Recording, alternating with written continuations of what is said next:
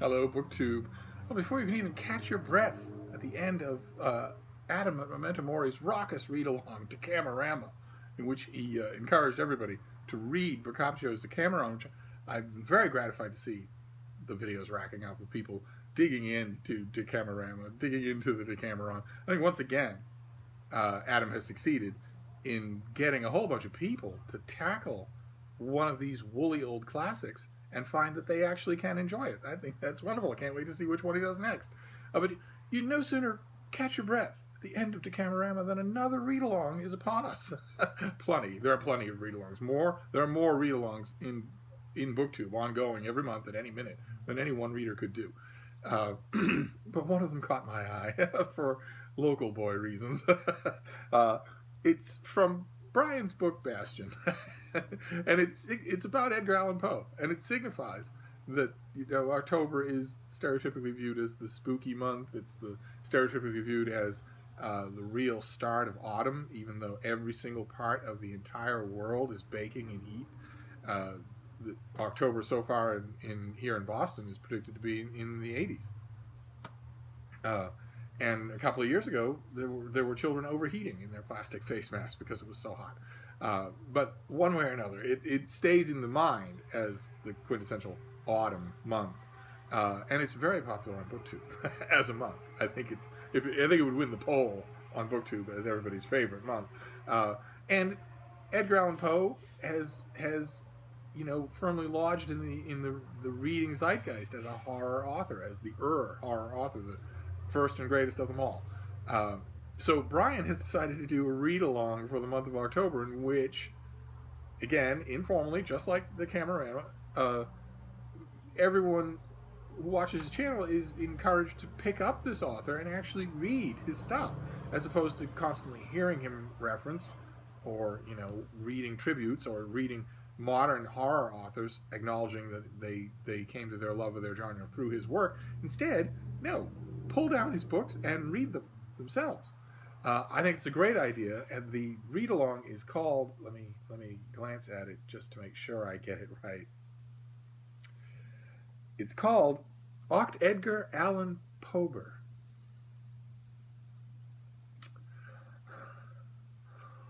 Which should tell you one thing beyond a shadow of a doubt, which is that there are no blue M&Ms in Brian's bag. No, that's not what I meant. No, it tells you that we're going to cover all of Edgar Allan Poe. And what he's going to do is break it up, much like the Camerama, into 3 blocks throughout the month. So on October 10th, we shall all reconvene and talk about a discrete list of things that he's picked out here that I think is really good, with only one problem, which I'll mention in a minute. Edgar Allan Poe, of course, was a famous poet. We know him. He's an author who's linked with one work only in the public imagination. He is the author of The Raven. He wrote a whole bunch of other things, but he loved his poetry most of all. It was the only thing he wrote that he didn't write for money. Brian has decided to include a generous selection of poems, which I really like. So the poems that we'll be reading between now and October 10th, and this is going to seem, like he mentions in his video, it's going to seem like a long list, but it's not. This won't take you more than 2 hours to read all of this. The poems are Lenore, City in the Sea, El Dorado, The Haunted Palace, A Valentine, For Annie, and The Sleeper. And then we move on to short stories. Of course, Edgar Allan Poe is a master of the short story form. And we're doing some really good ones in this first batch. We're doing The Mask of the Red Death, The Cask of Amontillado, The Murders in the Rue Morgue, and The Black Cat. There's a lot of good reading there.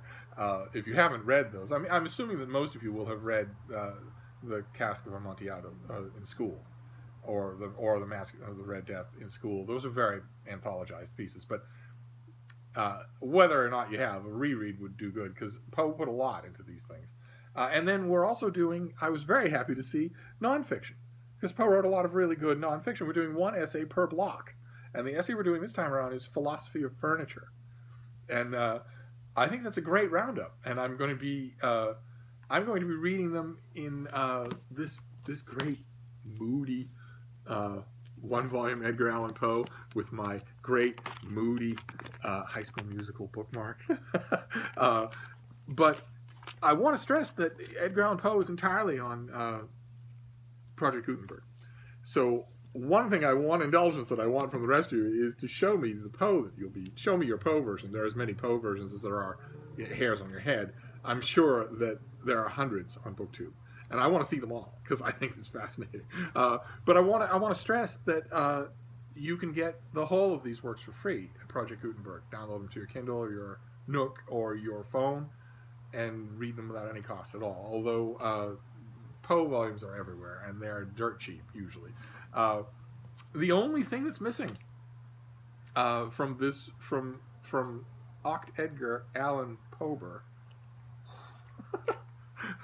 is also missing from this collated volume, and it's missing from almost every volume. You have to go to Library of America or the obscure corners of used bookstores to find it. Is that in addition to everything else, in addition to being a first-rate poet and a first-rate speaker and a first-rate short story writer and a first-rate essayist, Edgar Allan Poe was also a first-rate book reviewer.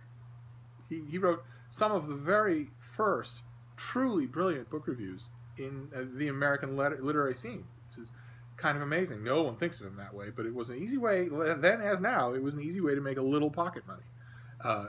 If you got in the groove, you met the right people and could turn out good copy, and he could.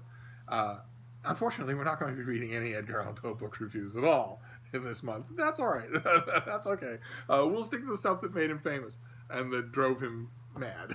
so that's going to be the first block of this Edgar Allan Poe read-along. So feel free to make response videos of your own and hold up your Edgar Allan Poe volumes for me to see.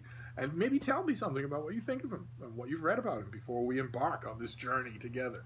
And the reason I call him a hometown boy is because he was born in Boston. I don't hold any great heft to it. His mother, he was only born in Boston because this is as far as his mother got before she fell back and said, this is going to happen now or it's not going to happen at all. This wasn't his home, but still.